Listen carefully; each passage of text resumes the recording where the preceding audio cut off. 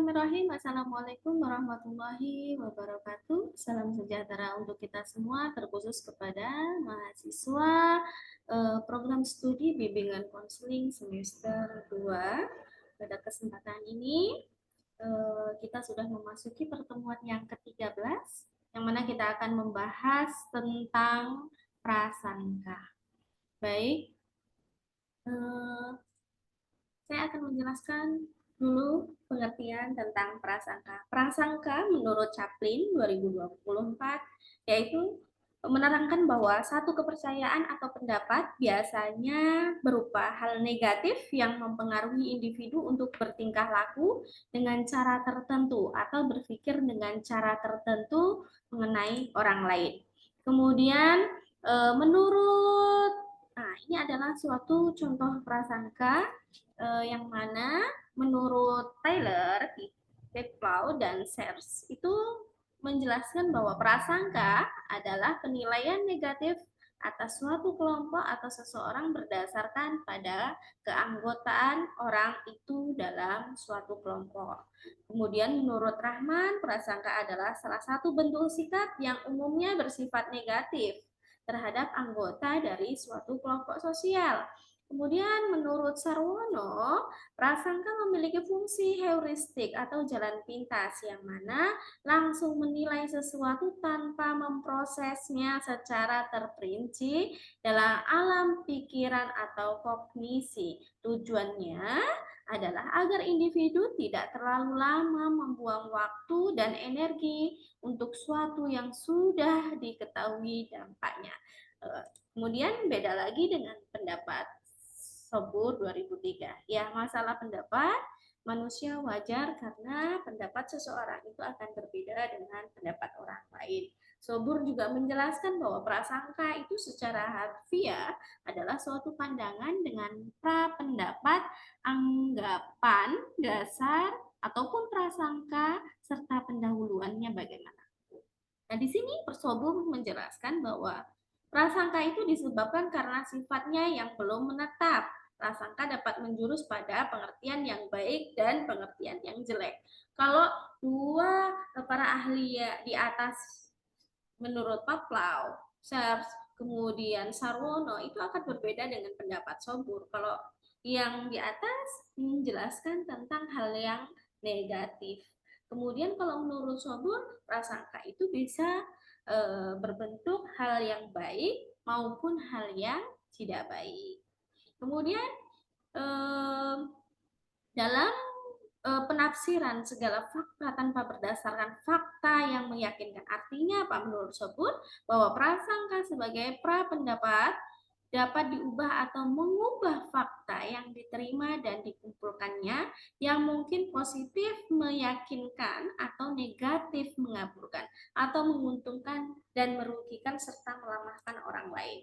Oke, ciri-ciri prasangka itu sendiri adalah adanya pembatasan tentang situasi dari segi preconception, yaitu pandangan tertentu sebelumnya.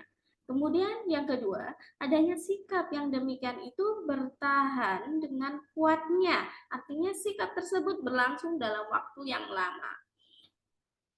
Kemudian tiga, tinjauan terhadap objek sikap yang menjurus ke arah yang negatif. Artinya apa?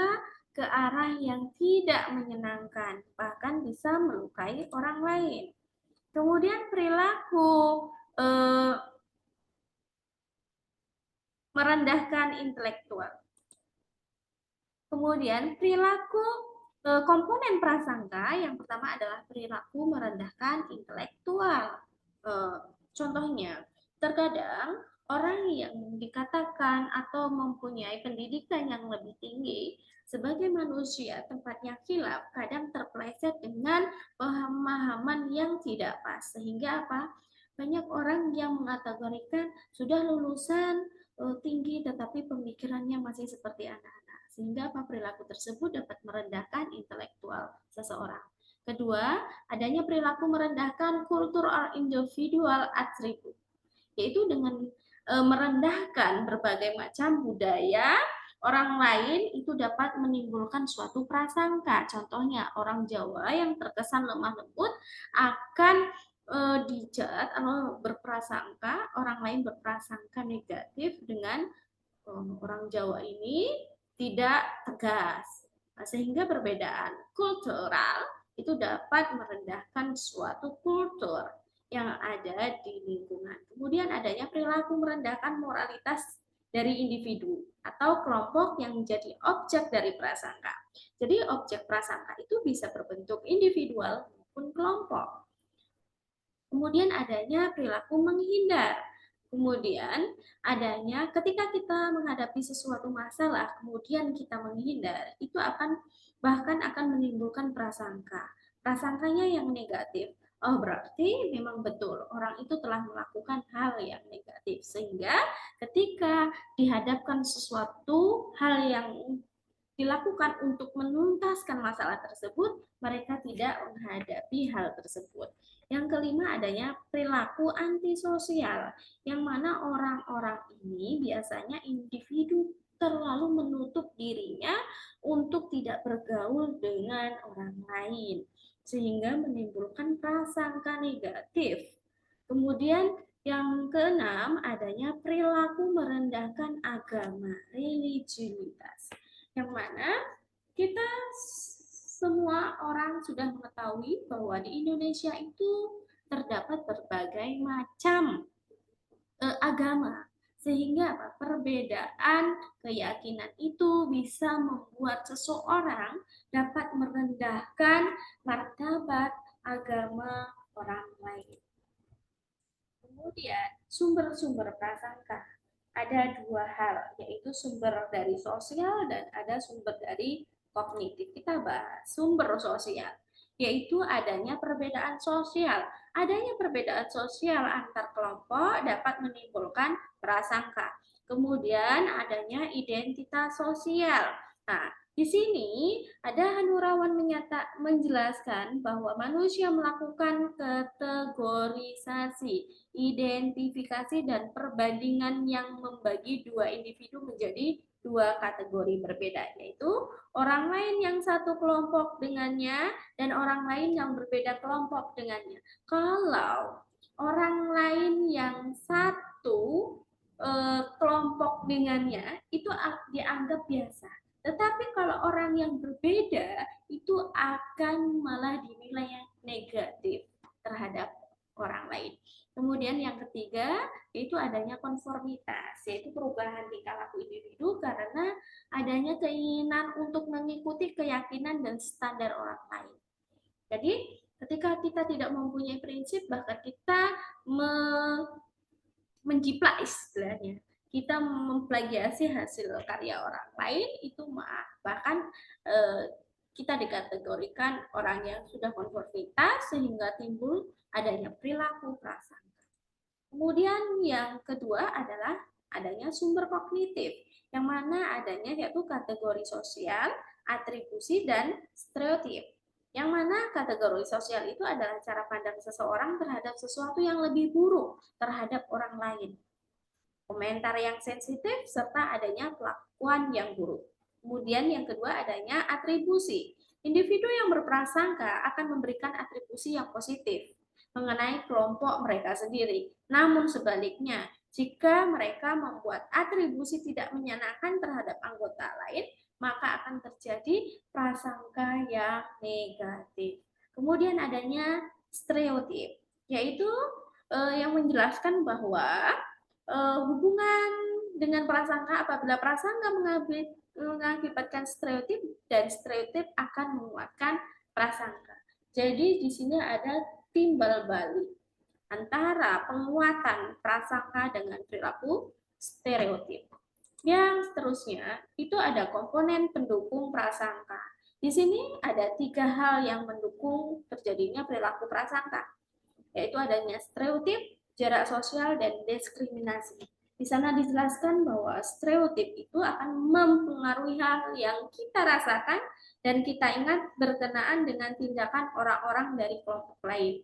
Kemudian stereotip juga akan membentuk penyederhanaan gambaran secara berlebihan pada anggota kelompok lain. Individu cenderung menyamakan perilaku individu kelompok sebagai tipikal yang sama, bahkan bisa mengurangi maupun menambah hal yang mereka lihat. Stereotip juga dapat menimbulkan pengambing hitam. Orang lain tidak ada salah, kita yang salah, orang lain yang kita kambing hitamkan. Itu hal yang membuat seseorang berperilaku prasangka. Kemudian stereotip itu memiliki derajat yang cukup tinggi, tetapi sering tidak berdasar. Alhasil hanya menerka saja atau hanya katanya saja, sehingga kenyataan itu tidak sesuai dengan apa yang terjadi. Kemudian adanya jarak sosial. Terbentuknya jarak sosial itu karena adanya pertentangan kelompok atau konflik yang berkembang. Tidak dapat dihindari karena lingkungan budaya juga berbeda. Atas dasar itu, suatu kecenderungan para anggota kelompok menilai kelompok lain dengan norma atau ukuran yang terdapat pada kelompoknya itu sendiri. Kemudian adanya diskriminasi. Diskriminasi itu adalah perilaku menerima atau menolak seseorang berdasarkan keanggotaannya dalam kelompok. Artinya apa? Prasangka yang dimiliki terhadap kelompok tertentu menjadi alasan untuk mendiskriminasikan kelompok tersebut. Artinya apa? Suatu kelompok mempunyai aturan sendiri, sehingga ketika orang tidak mau menerima bahkan menolak apa yang menjadi dasar dari kelompoknya, itu akan didiskriminasi dari kelompok tersebut. Ya, faktor-faktor yang bisa mempengaruhi prasangka bisa faktor kepribadian. Artinya apa? Orang yang cenderung otoriter itu akan mudah marah, tersinggung, suka egois, agresif, sehingga apa? Pengaruh kepribadian bisa memunculkan perilaku prasangka. Kemudian adanya pendidikan dan status. Kalau pendidikan seharusnya semakin tinggi seseorang berpendidikan itu akan mempengaruhi pola dan perilaku seseorang tersebut dalam menyikapi dan kemudian status yang disandangnya. Contohnya guru. Jika guru itu marah-marah kepada siswanya, rasanya itu tidak wajar dan tidak boleh dilakukan karena guru sejatinya adalah mendidik. Pengaruh pendidikan anak oleh orang tua. Nah, di sini pendidikan orang tua atau pola asuh orang tua itu juga akan mempengaruhi pola pikir anak. Semakin orang tua bagus mendidik anak, pola asuh yang dilakukan adalah demokratis, maka akan membentuk kepribadian anak, sehingga pengaruh pendidikan juga terletak pada pola asuh orang tua, yaitu seterusnya pengaruh kelompok. Hati-hati ketika kita masuk pada kelompok yang toksik, maka kita akan mempunyai atau terdoktrin pemikiran-pemikiran negatif untuk menjelekkan kelompok lain. Pengaruh politik dan ekonomi sangat berbahaya. Orang yang berkecimpung di dunia politik dan ekonomi itu akan merendahkan suatu komunitas. Kemudian adanya pengaruh komunikasi. Ingat, komunikasi yang tidak bagus itu akan menimbulkan kesalahpahaman sehingga terjadilah perilaku prasangka.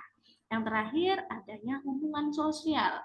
Hubungan sosial yang tidak baik di dalam suatu masyarakat itu akan memicu terjadinya prasangka. Oke.